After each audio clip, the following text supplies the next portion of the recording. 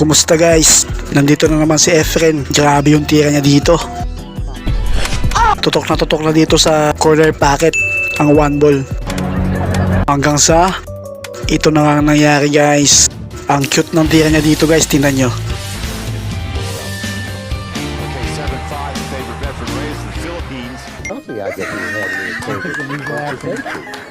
What? Grabe yung tirang yun guys ni Efren. Ano sa tingin nyo guys? Sadya ba yun? O swinerte lang si Efren? Paki-comment naman guys sa masasabi nyo. Kaya nga ikaw alam kung magaling ang tsamba mo, malakas eh. Another one. Dito guys ay excited nang may panalo ng katunggalin ni Efren ang laban. What? Excited na ito sa 6-9 combination. Galing ha? Tira 3 pa lang siya guys. Pinagpaplanuhan niya na ang 9 ball sa corner pocket.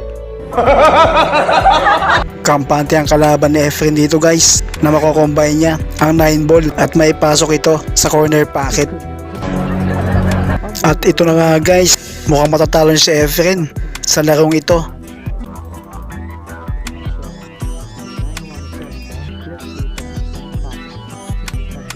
Hanggang sa